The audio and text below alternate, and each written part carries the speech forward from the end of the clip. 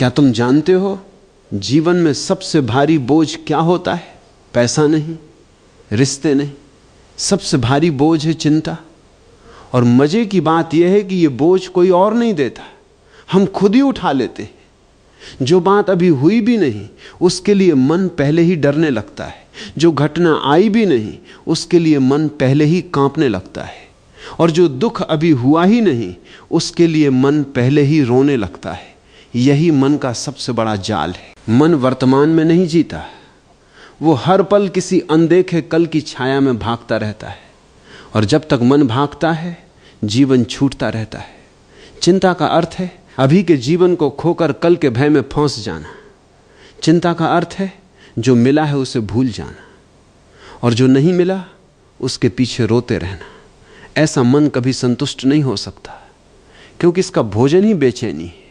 ये मन जितना सोचता है उतना ही कम जीता है। एक साधारण आदमी और एक जागृत आदमी में यही अंतर होता है। साधारण आदमी चिंता करता है क्योंकि वो जीवन को नियंत्रित करना चाहता है।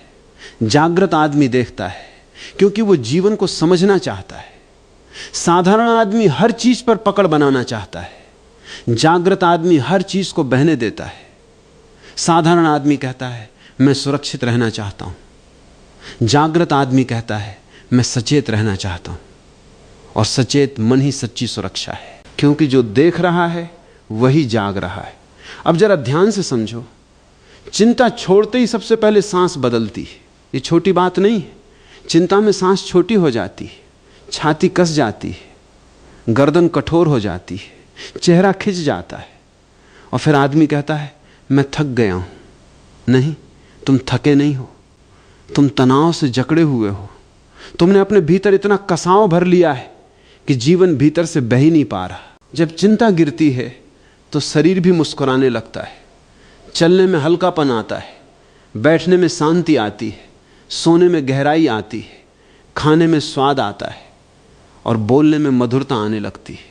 सबसे बड़ी बात यह होती है कि मौन से डर कम हो जाता है, क्योंकि चिंता वाला आदमी हमेशा शोर चाहता है, उसे अकेलापन काटता है, उसे चुप्पी डरा देती है, उसे अपने ही भीतर बैठना असहनीय लगता है।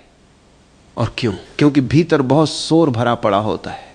लेकिन जब चिंता छोड़ दी जाती है तो अकेलापन बोझ नहीं रहता, वो एक सुंदर निवास बन जाता है। तुम अपने भीतर बैठना सीखते हो, अपने आप से भागना बंद करते हो, और जैसे ही तुम अपने ही साथ मित्रवत हो जाते हो, जीवन की सबसे बड़ी यात्रा शुरू हो जाती है।